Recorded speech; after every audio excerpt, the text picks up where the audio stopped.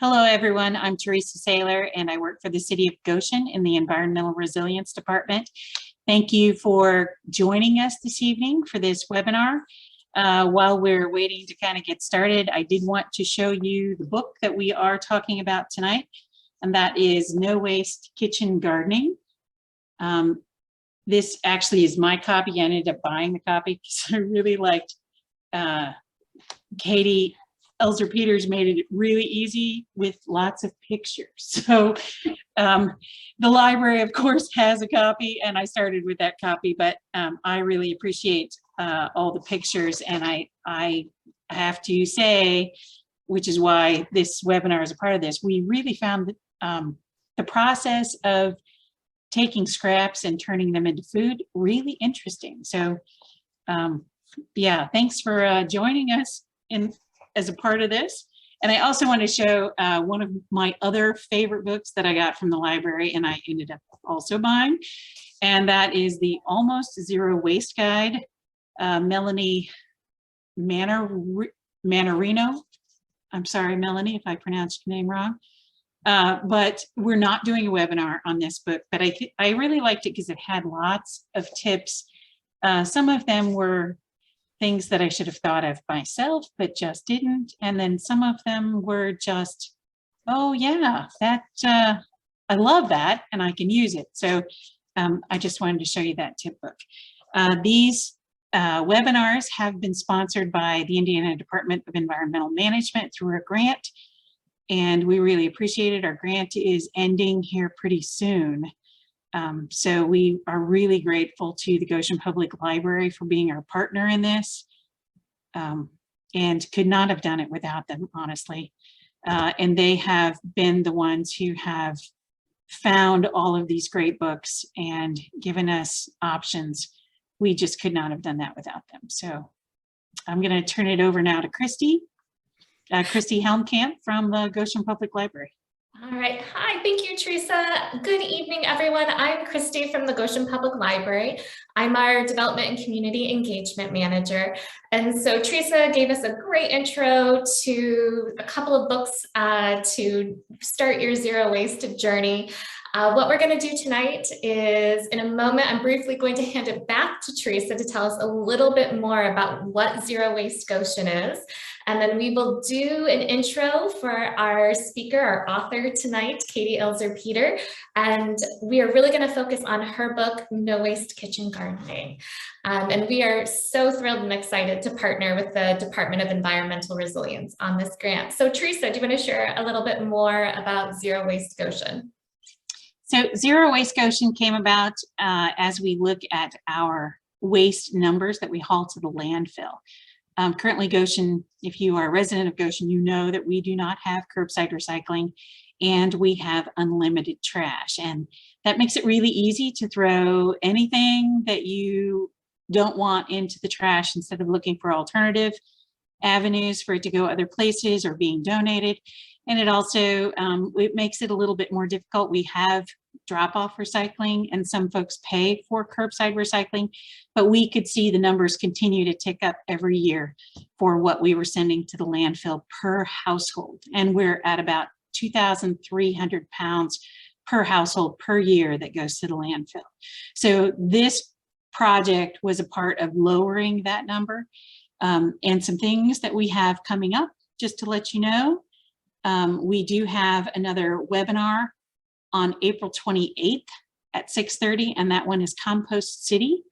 And that is our last webinar that we have scheduled.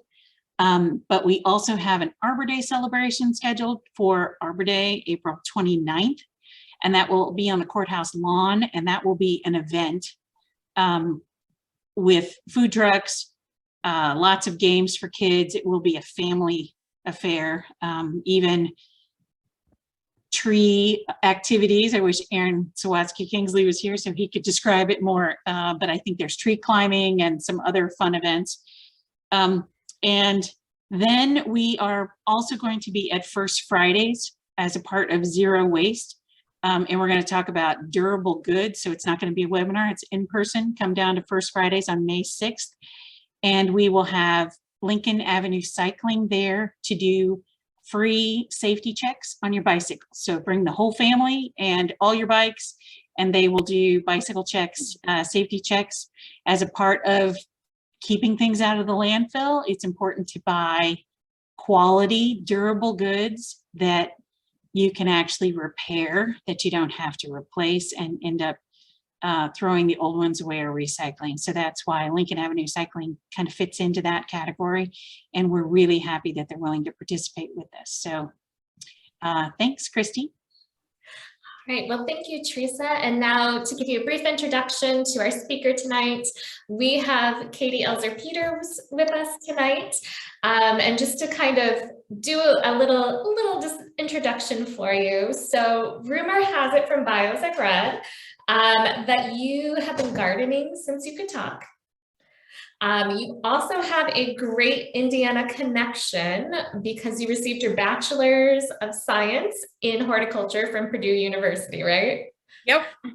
And then you went on to the University of Delaware to get your master's in science of horticulture as well, right? Yep. And then you've done everything from working in botanical gardens across the United States, and now you run your own gardening marketing and PR firm. Yep. Yeah, I can. All right, I got all the main points. A little bit. Yeah, those are the high points. Yeah. All right, so with that, Katie, I am going to hand it over to you for all of our participants tonight. Katie's going to do a presentation for us, but we also want to have a chance to answer your questions. So please feel free to put your questions in the chat, and as they come up, I'll try to weave them into our conversation. Yeah, for sure. Well, thank you so much. And thank you guys for having me. I actually used to talk to gardeners a lot more, and I don't a whole lot now. So this was kind of fun because I was working on, I have my book. I should have had the pile of foreign co-editions. This book has been translated into like 20 languages. And so it's really cool. It's really cool. It's kind of weird. I wrote it what's called work for hire. So I got one payment. So I don't make any money, but it's fine. It doesn't matter. It's still cool. Like every now and then a box of books shows up and my husband's like, what is this? And I'm like, it might be no waste in Dutch. I'm not sure. So, but I do have Spanish copies. Like if you guys would want any copies for the library in other languages, I don't know what to do with them. So I'd be very happy to send them to you. But yeah, my name is Katie. I actually grew up in Indiana. I grew up in Indianapolis and went to North Central High School and then went to Purdue. And I think that my family's last cat came from Goshen. His name was Fido. And I've been up to your neck of the woods a lot. We would, go up there and just visit because, not too far from central Indiana. And I live in Wilmington, North Carolina now, and I have lived here for 17 years, and it is a very different environment here than Indiana. It's a lot warmer. If you don't do a big chop on your outdoor garden, it will engulf your house. I'm not really used to that, having grown up where it's cold. It does freeze here, but there's a lot of stuff that just never stops growing. So to launch into the no waste sort of situation. So as a kid, I was always a tinkerer. I like to make mud pies, and I had gardens, and I would get in trouble for taking my dad's tools that were, like wire cutters or stuff. I'm taking them out into the garden and doing that kind of thing. But my parents had a vegetable garden. My mom had flower gardens. I just really loved gardening. And so kind of fast forward through college, my graduate school was also with Longwood Gardens in the Longwood graduate program.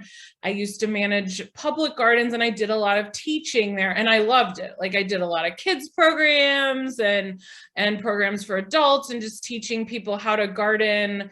And just about plants and botany, and I'm really a nerd. So I'm gonna get into the biology a little bit and the botany of no waste, because to really be able to do no waste gardening, you have to learn about the plants a little bit. So I was managing botanic gardens, and then and I moved here to Wilmington to manage one. I ended up leaving that job, and I just started writing because I had always done a lot of, I would have gone to IU and been an English major if I hadn't gone to Purdue and been a horticulture major. I only applied to those two schools.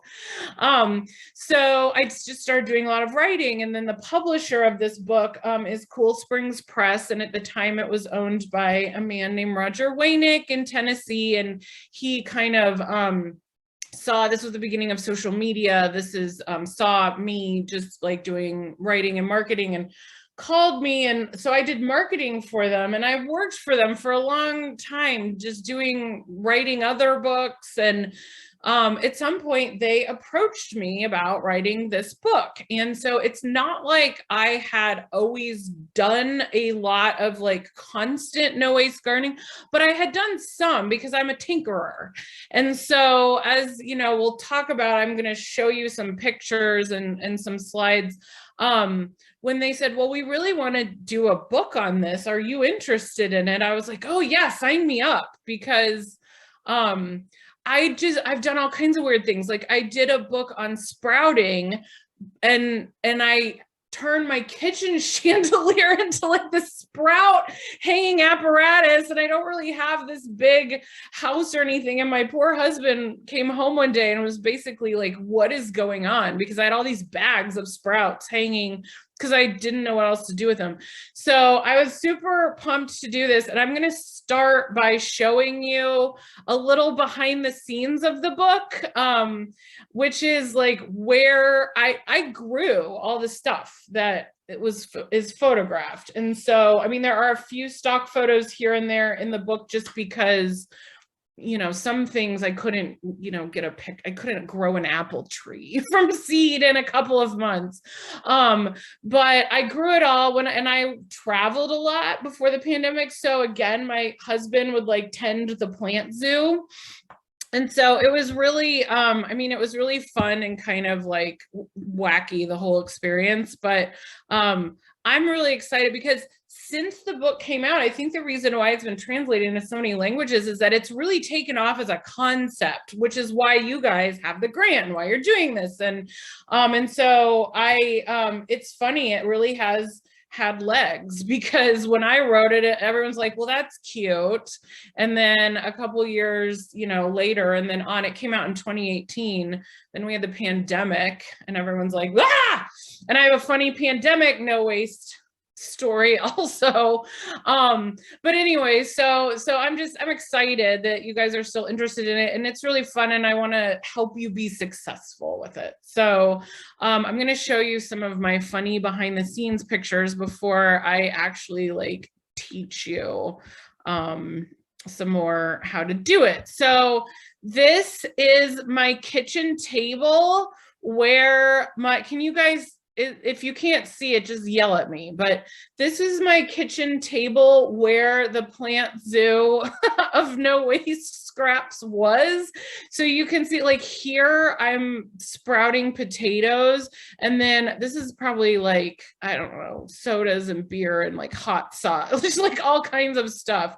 So that was that. Here's a little bit of a prettier picture of okay, good, you can see the table. A little bit prettier picture of my stuff growing. This was my pride and joy, my sweet potato. And actually today, especially with the pandemic, people are just growing sweet potatoes as house plants right now. And I mean, you can see they're really pretty. So so that was, you know, the plant zoo getting started. This was at the person who took the photographs is my friend Kirsten, who's a professional photographer. And so I packed up like everything in my kitchen and took it up to her kitchen, and then we did the photo shoot. So I had all my stuff that I was growing, and then I had, you know, new things so I could cut them and she could take pictures and that sort of thing. So it was pretty chaotic. if you want to be real honest. Okay, so I think I've got one more set of funny pictures. No, I guess that's it. Oh, there's a picture of her taking the pictures. I really want to show you that because it's sort of funny. We'll see if I can get that to open up. I'm going to stop my share and then I'll show you. I will show you that. So there's Kirsten taking the picture, one of the pictures for the book of, so we set up this fake looking little kitchen. So this is a little bit of the like behind the scenes of your favorite books.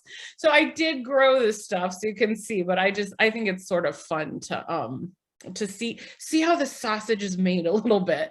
All right, so I'm gonna share my slides that I made for you. And okay, so let me do this, present standard. All right. And then, oh, I don't know. I don't think you guys can see it yet. Hold on. Let me share my screen. I started using Canva to make presentations. I don't know if you all have used Canva before to make like PowerPoints, but it is awesome. It's so much better than PowerPoint. All right. So, okay. Can you see? If you can't, please unmute and tell me if you can't see the screen. We can see it, Katie. You can? We can, yes. Good, okay. All right, so there's my book and there's me. All right.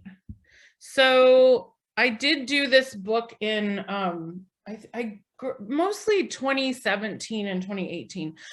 So the first thing that when no waste kitchen gardening comes to mind that I want to get everyone thinking about is, are you doing it for fun or for food? Because it's totally acceptable to do both. But it's just important to know because that just sort of sets your expectations. I had always done this sort of thing mostly for fun, but then when the pandemic started, I did actually do it more for food, more seriously for a while, because I was completely freaked out. So what we have on the left here, that's an avocado. And a lot of people start with an avocado and we tell you all how to do it in there. This particular avocado was actually a friend of mine because belonged to a friend of mine because none of mine were at like this particular stage to be able to photograph. So we were like, be very careful with the avocado. We didn't want to break it because it wasn't ours. But avocados, I would say, fall in the fun category because they are fun to sprout, but it's really unlikely, particularly in Goshen and also in Wilmington, like unless you live in California or maybe Texas, it's very unlikely that you are going to feed yourself with avocados from the avocado pit that you grew, but it's still really fun. So you should still do it if you want to. And then on the right, we have some green onions, and then these are beets that I grew, and then carrot tops.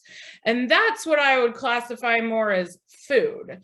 So you're going to get from those plants and a lot of other plants that are in the book, you would get an actual like significant enough amount of food for salads or soups or whatever, that you can like count on it. So I just like people to be clear with their expectations, like what you're doing it for, because if you think that you're going to get a bunch of avocados from an avocado pit, then you'll be disappointed and you might quit. And I don't want you to do that.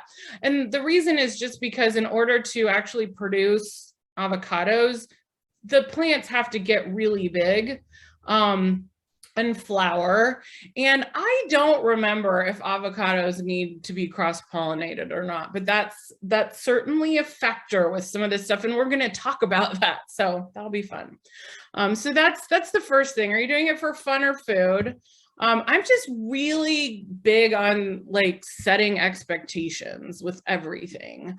The other thing that I want to encourage you to do if you've tried it and maybe not been successful or had a weird experience, to just keep trying with this. And so one of the reasons, this picture on the right is a turnip, it's 2 turnips. So there's this one and this one, and they're just regular like Globe Master or some purple turnips. And I planted them or put them both there at the same time, and one of them grew lots of nice greens in a couple or 3 weeks, and then the other one almost didn't do anything at all.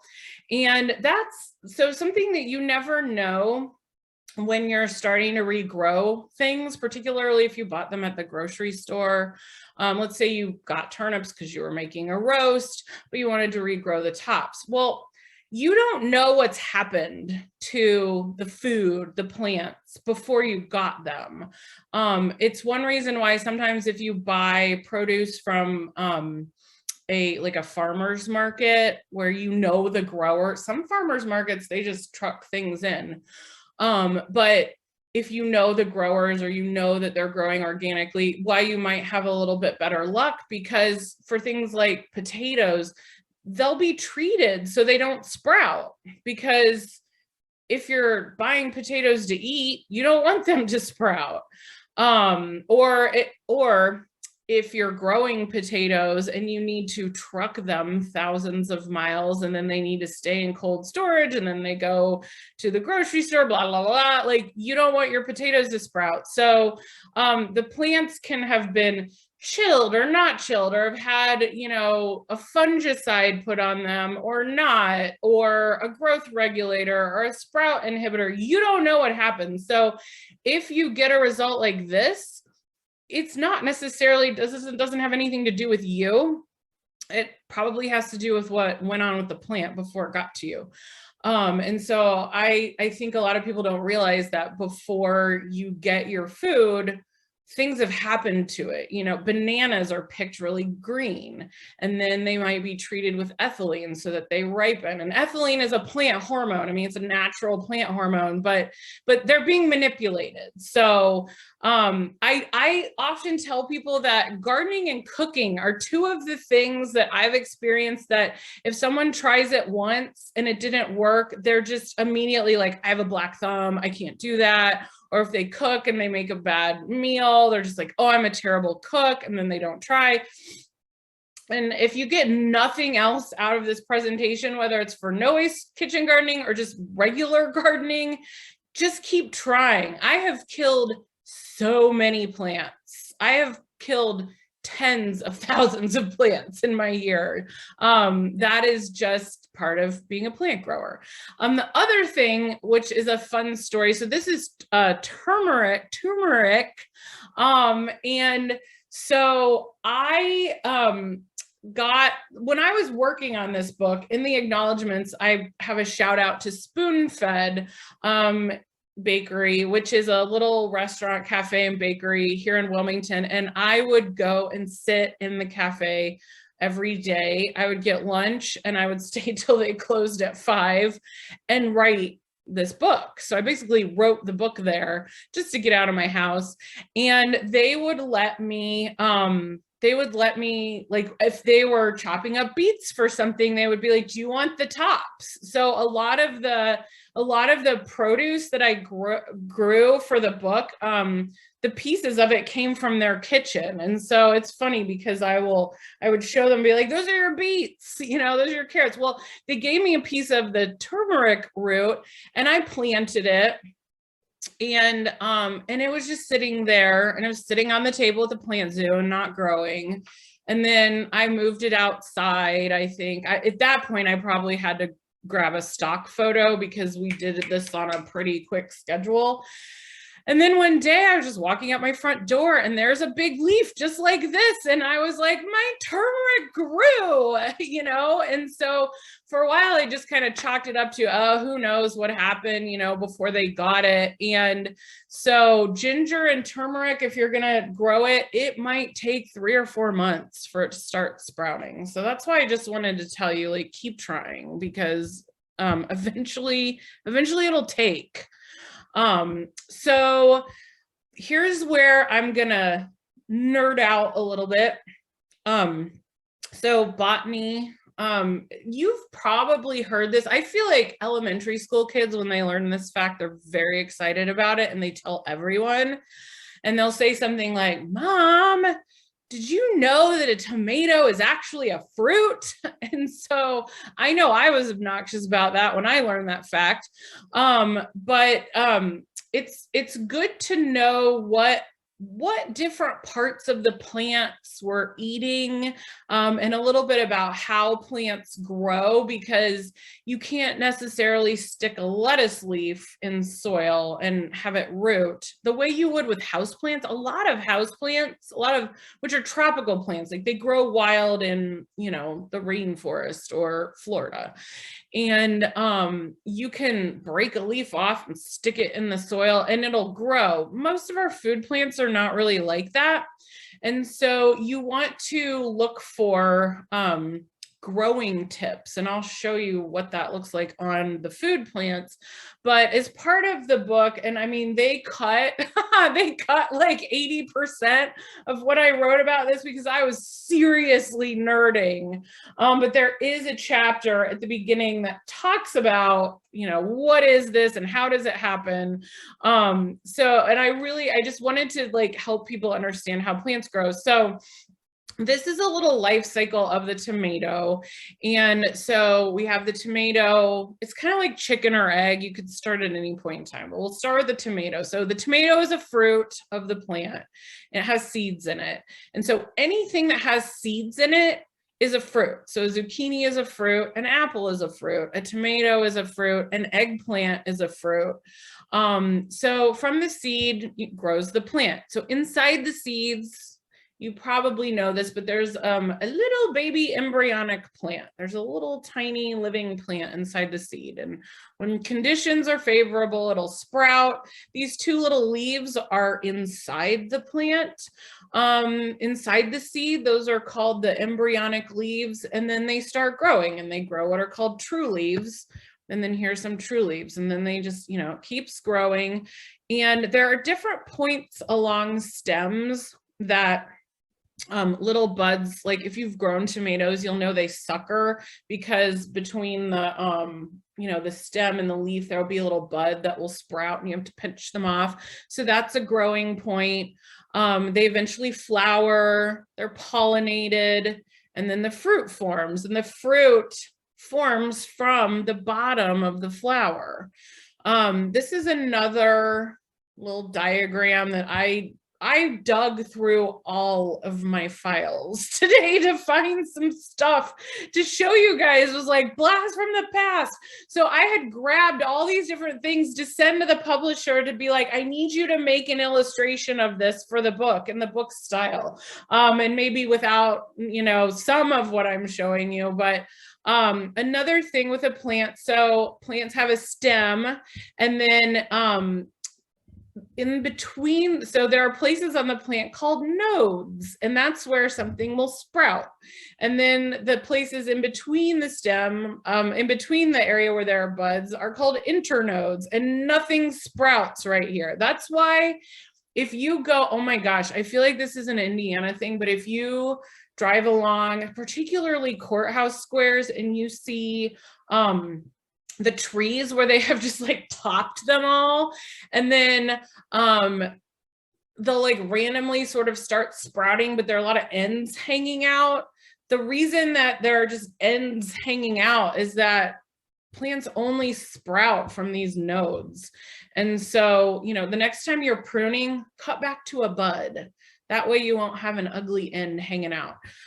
So there are growing tips here. There's a growing tip at the top, and there are growing tips around the roots. And this is, I mean, this is probably nerdier than you wanted to be, but just having an awareness that the leaf is not going to just sprout a new stem. You have to have an area of the plant that has a growing tip or a seed in order to regrow it. That, like, just knowing that when you go in the grocery, then you'll start looking at stuff differently. So that's, I think, what the next slide is. For saying I had no presentation, I have a presentation. So this is what that looks like when you're in the grocery store. So you want to look for roots and shoots. And so this is a little out of focus, but these are leeks, and these are the roots of the leeks. And if you look on the inside, so it's a little easier to see with the onion. A lot of plants that we eat, when you're eating an onion, you're eating modified leaves. I don't know if you knew that, but, and same thing with leeks, these are leaves. What you need if you want to keep regrowing them is you need some of the growing tip. And these leeks here, the reason I leave, I would leave 1.5 inches or so is that there's a growing tip in here. And so because there's roots and it can take up water, you could put these in water, put them in soil, and they'll grow a little bit more. And in the book, I don't think I pulled a picture of them, but in the, but in the book, you'll see, the leeks regrowing. With the onion, these are all modified leaves that we eat on the outside. So when we were working on the book, Kirsten and I kept calling this the blessed onion because I needed an onion that had started sprouting so that I could show pulling apart each of these little plants, and there's like multiple plants in here and you can plant them. But I'm like, we can't wreck the onion. Like, we have to be very deliberate about how we use this onion because I only had one, because onions are another one of those things that is often treated so they won't sprout for a long time. And it was January when we were doing a lot of this growing and photo shooting. So I couldn't just like run out to the farm and grab an onion. So, so you want to look for growing tips, for stems. So that's onion. And then with carrots, so the carrots that we eat, that's the root. You could plant a whole carrot, but you can also plant the tops of carrots, and what will grow is this. These are the leaves. This is where the leaves were, and they'll grow into greens. And in one of the pictures I showed you on my kitchen table, one of those were carrot top leaves that were growing. So you want to look for areas that are growing tips. This is why I don't even remember doing this afternoon, but I did. I want to say, like, keep the butt. So if you want to regrow celery, when you go buy celery at the grocery, don't buy the celery that's already been cut. Buy a whole celery bunch, and then cut it off, leaving a few inches here, because right here is the growing tip, and it will keep sprouting and give you some more celery. And these bowls, who knows, some of them might have come from Goshen, because my grandma Inman, my mom's mom, would always go thrifting. They're from southern Indiana. My parents grew up in Boonville near Evansville, but she would always find these little crystal bowls for us, and so I still have them, like my ice cream bowls, my celery growing bowls. But you can literally just stick the end of a bunch of celery in water. Now these layers will kind of start rotting and getting gross and falling off. You can just like peel them off and change the water, but you'll get some more celery out of the center of this if you want to. So don't, you have to have a growing tip. If not, you would just have celery, I'm pretty sure, is like modified stems and leaves too. I think it's modified leaves. There's no little buds along here, so there'd be nothing to grow. So you can't just like stick a stalk of celery and get it to grow. So another thing that you want to look for are eyes, which these are all buds. So potatoes, you've probably heard of like tubers and rhizomes and roots. So potatoes are modified plant roots. Actually, I think they're modified stems. Don't give me a quiz. But so the modified stems would have little growth nodes on them. Those are eyes. So these will all grow into plants and then make more potatoes underneath the soil. So look for stuff that has eyes.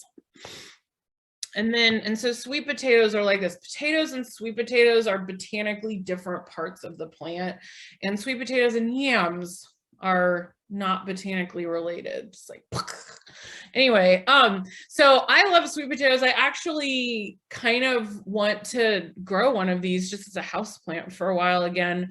They are also really fun to grow in the garden. They do need kind of a long growing season, so I'm not sure. You might get little sweet potatoes up where you are, or you could plant them and then transplant them out. But if you like plant them inside, but if you wanted to grow sweet potatoes, that's just a fun project to do. It's multi-step. So, and you do need to kind of try to figure out which end is the top and which is the bottom. And so the bottom, like, or which end that you want to have out of the water. I don't even think top and bottom is the best way to describe it. The end that's going to stick in the water is going to be the end that like broke off the stem when it was being harvested. So you might see a little bit of like woody fibrous stem. So that end goes in the water, and then you'll see the little like, you know, that you can almost like rub off of the sweet potato, the little eyes at the top. So literally just stick it in some water. You don't even have to put toothpicks in it. This is a vase that or a pot that one of my friends gave me because I threw her a wedding shower or something. And I was like, oh, that's great. It doesn't have a hole. I'll grow the sweet potato in it. And it was really pretty.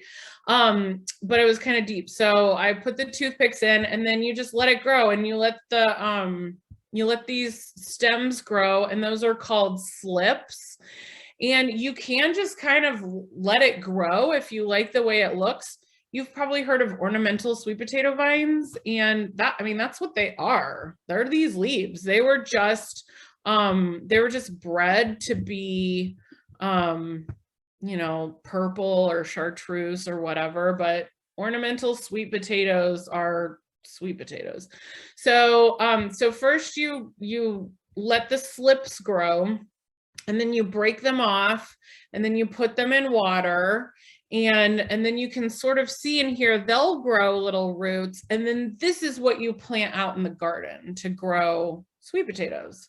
So this was like a magic trick to get all of these things at the same stage so we could take their picture. It was like wrangling animals. So one of the things that I wanted to talk to you about as it comes to no waste gardening, and if you want to save seeds, like let's say you grew loofah gourds or something, and you wanted to save the seeds and then replant them, or you grew pumpkins. I mean, pumpkins is, you would eat the pumpkins. So pumpkins or winter squash or whatever, and you save the seeds and you plant them out. One thing, so everybody's super freaked out about GMOs. A couple things about that. You can't buy genetically engineered plants or seeds. Like consumers can't buy those. Those are only available to like farmers and commercial agriculture. So nothing, you know, whenever the seeds are labeled the packets are labeled non-GMO, that's basically just a marketing tactic. We can't, I couldn't go buy GMO seeds. But there are a lot of plants that we eat that are propagated or reproduced vegetatively, which means through cuttings, and sometimes tissue culture, which that's really cool to see. It's where they literally take a piece of plant and put it on a petri dish and, you know, grow it. But through vegetative propagation, or if you've heard of hybrids, those are not genetically modified. It's not like someone took a snippet of a gene and put it in another plant. That is two plants that were crossed so that they like cross-pollinated, and then the seed was saved. And then you can expect that if you cross-pollinate this plant and this plant, and then you save the seed, then you're gonna get, you know, big boy tomato or whatever like that. The reason why I like to explain to people that particular knowledge is that a couple things. One, so that you're not worried that you're going to somehow grow a genetically modified plant, but also so that you understand that some plants just sort of freely pollinate each other and cross. And then if you plant the seed, you have no idea what you're going to get. Like you'll get a gourd. If you have a bunch of gourds growing in close proximity to each other, they'll all cross-pollinate each other. But if you grow like this gourd and this gourd and this gourd, and then you like all right around each other, and then you let them dry out and enjoy them during decorative gourd season, and then you decide you're going to plant some seeds. If you plant a seed from this gourd, it may or may not grow plants that look like this gourd because they've all sort of cross-pollinated. Squashes are really kind of notorious for just cross-pollinating, and who knows what you're going to get when you plant that seed. Doesn't mean it's not fun to do it, it's just can't count on it. And then other plants that we eat, like apples are a big one. Lemons, almost all citrus are weird amalgamations of multiple different types of citrus plants. Like a pomelo is like a lemon and a grapefruit or something. I mean, I don't think it's exactly those, but you get the idea. It's not just like one straight species. So for instance, all of these different types of apples that we eat, most of those are vegetatively propagated. So somebody that's going to grow apple trees for sale is going to take, let's say it's a pink lady apple. They're going to take cuttings at a certain time of year from pink lady apple. They're going to graft them onto a rootstock of some other apple that's going to grow. And then you have the pink lady apple. They don't plant seeds of pink lady apples and grow those.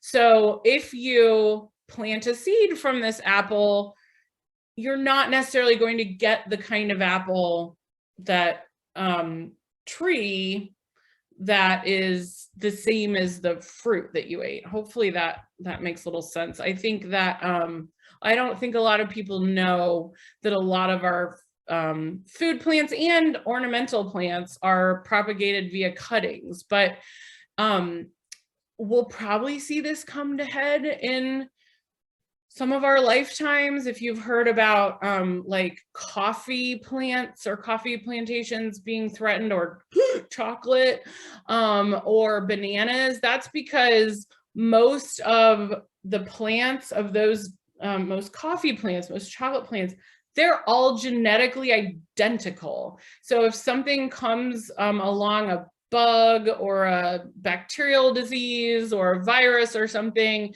and takes one out, it's going to take them all out because they're all the same. They weren't cross-pollinated, and then they don't have any hybrid vigor. They don't have any vigor. They're just they're all twins of each other.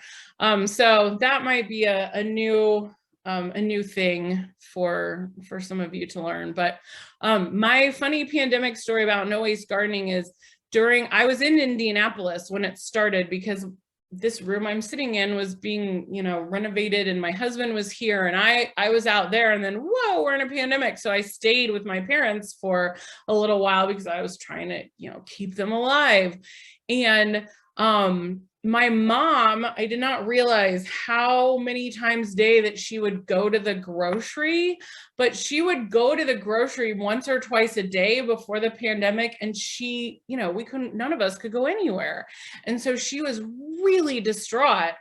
And one of the things that she really used a lot of when she was cooking was green onions. And I was like, Mom, I'll just grow you some green onions. And so when she would put in a grocery order for us to pick up, or if I would go to the grocery, I was like, you guys stay home. I don't want you to die. I'm going to suit up and go to the grocery for us. I would get, a bunch of green onions, and then we'd cut them, and then I'm like, no, give me that. And I had this whole plant zoo upstairs in their house of green onions. So I think I did some celery and lettuce like that too, but I was very much back to the land. So then I wondered if when we were looking at the books at the beginning, if one of the books was going to be this book. But so when you're thinking about, you're growing all these parts of the plant that you actually might not normally eat, like you probably don't usually eat carrot tops, or you might not eat beet greens. A lot of people do, but a lot of people don't, or turnip greens.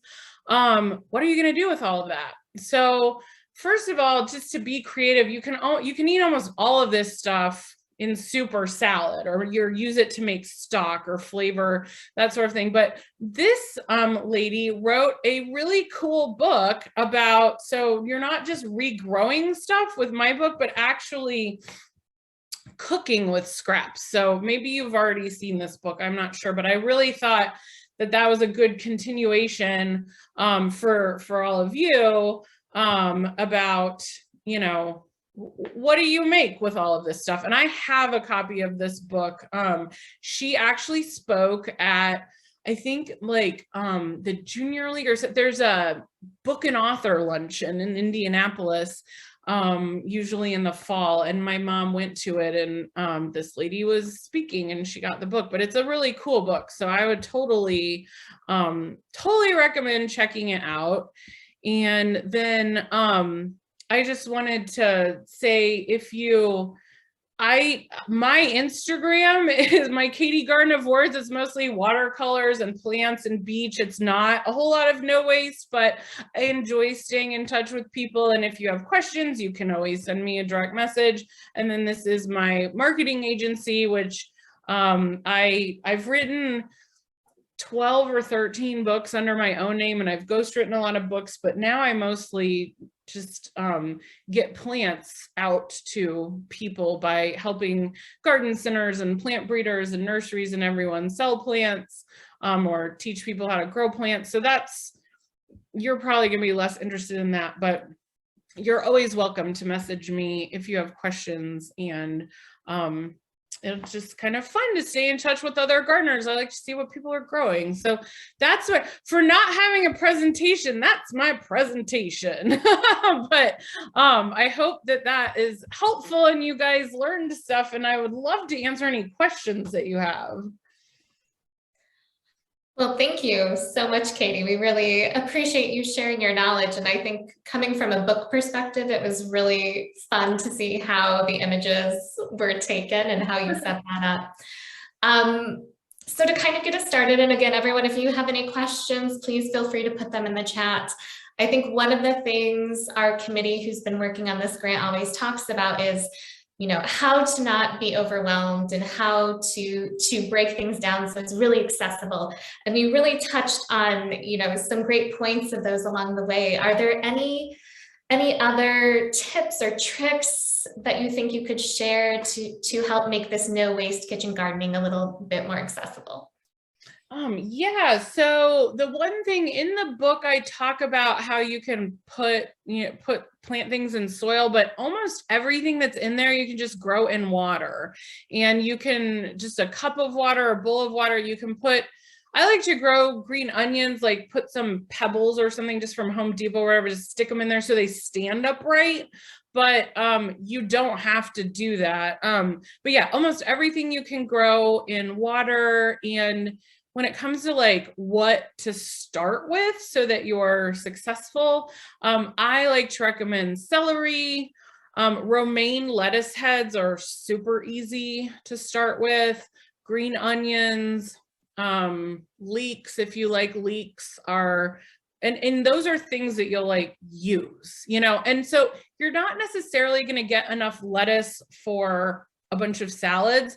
But one reason I like to have some lettuce, just growing on my counter is because let's say you want a piece for a sandwich, you'll have enough for that. So in a way, it almost makes it's like when people say growing a little herb garden outside your kitchen door, your window, it just makes it easier to incorporate some of that fresh food without having to like buy a whole head of lettuce or plan it out. You have enough to just break off and use that way. And I think it's really convenient if you think of it that way, and very accessible, just to just add a little kick to what you're growing. Yeah, I think that's, and not, again, just don't freak out. Like if it doesn't work, it might not be you. Or if a piece, gets slimy, just cut it off. If the water gets icky, dump it out and refill it. It's just, what's funny when I was working on this is there were a lot of people that were like, how are you going to write a whole book on that? Like just put it in water. So really it's probably even simpler than what I went through in here, but and just do it, just try it and tag me on Instagram. I would like to cheer you on. Thank you. Teresa, do you have a question? Well, I had a couple things. First, I did look, and the library does have the book Cooking with Scraps. Oh, cool. And so it is accessible to anyone who wants to check it out. So that's great. And then I also just so how long does it take really for let's look at the easier things, like the lettuce and the green onions. Like how long does it take to actually get it to generally? I mean, I realize you said there could be a big difference in variation.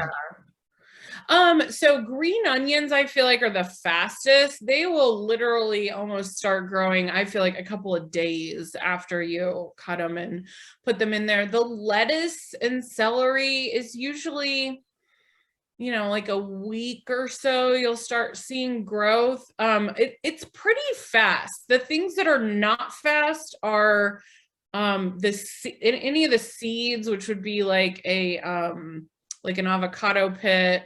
I do talk about if you want to try to grow like an apple tree, those need actual cold stratification. So how you would do that. And so the seeds are usually going to take a little bit longer. And then the pineapple is another kind of like holy grail of growing your own food. That can take weeks to root. And then sometimes they just won't, like you just have to start over.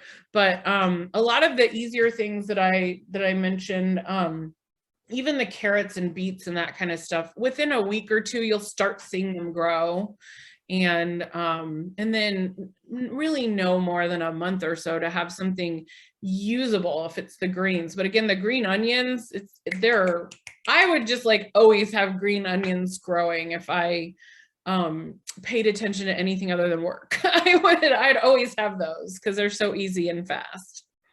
And I saw you had microgreens in here too. Yes. And you talked a little bit about microgreens before we even started this. Super brief, but can you kind of share a little bit of that too? Yeah, so microgreens are kind of fun. So one sort of fun way to try them is pretty much all of the spices in your cabinet are seeds. Maybe not the ones that are like ground into a powder, but caraway seed. I think that's from cilantro. I get confused about coriander is cilantro. But like almost all of your spices that look like seeds are seeds. And so you can plant some of those and just see what happens. You can grow corn. Like if you have popcorn in your cabinet, you can grow just like a little bit of soil and sprinkle the popcorn on and wet it and just put some saran wrap or whatever. Corn microgreens are really good. They're really sweet. The one thing about microgreens is that and this is funny, like one of my friends here in Wilmington has a little urban farm, and she started growing microgreens. She has started to get people to eat all the weird parts of plants because she does it and puts it online, and she's really fun. And so they're like little kids that are asking their mom to get, flats of sunflower microgreens. But microgreens there's probably a definition, but it's like the seed leaves, the leaves that were inside the seed, and maybe like one set of new true leaves or two sets. But when you cut microgreens, like they're done. So you don't cut them and then they regrow. Like you're cutting off that embryonic plant and eating it, so there's nothing left to grow. So it's not good or bad or there's no value judgment, just to know like they're done. That has to go in the compost heap. when you're done growing them. So for fun, I would just, you know, try, if you have coriander, just try to sprout it and then use it as, you know, garnish or throw it on your salad or whatever. Again, it just is kind of like something fun for your everyday cooking.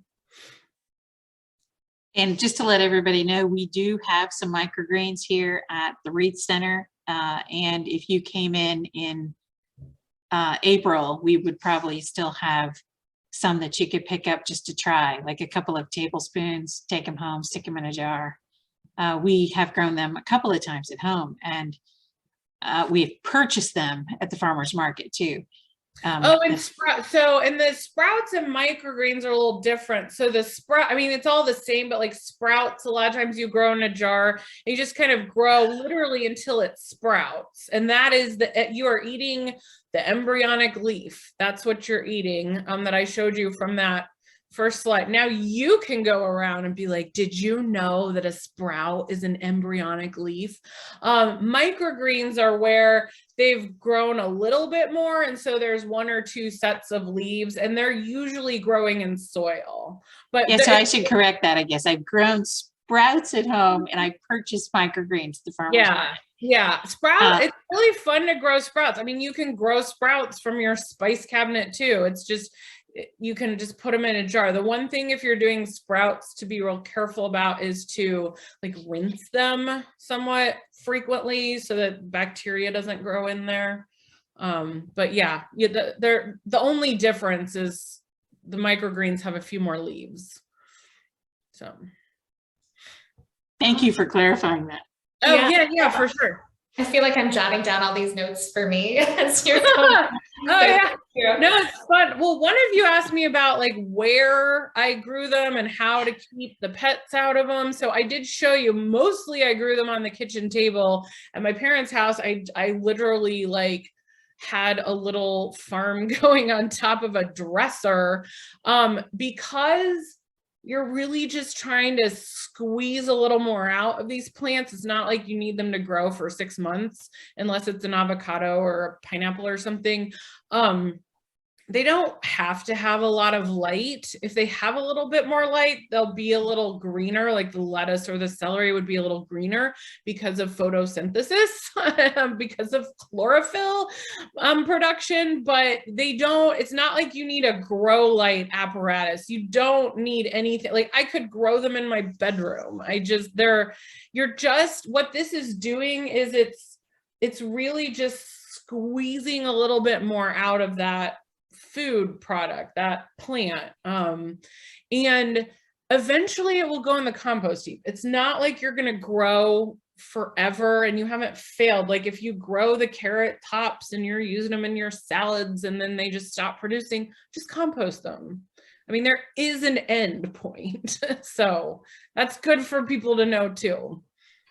All right. Well, we are coming up right to an hour, and I feel like you gave me the perfect segue to close this out. So Katie, I'd like to thank you so much for coming and sharing your knowledge with us during our webinar series.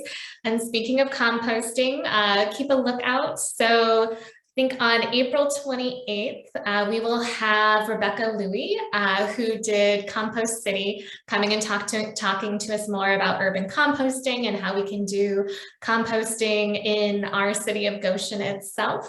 And then, as Teresa mentioned earlier in the program, we will be having an Arbor Day celebration at the Department of Environmental Resilience on April 29th from 4:30 to 7:30 on the courthouse lawn. So Rebecca, one last thank you. I learned a lot. I hope everyone else who joined us learned a lot, and we really appreciate your knowledge. Thank you. Thanks, guys.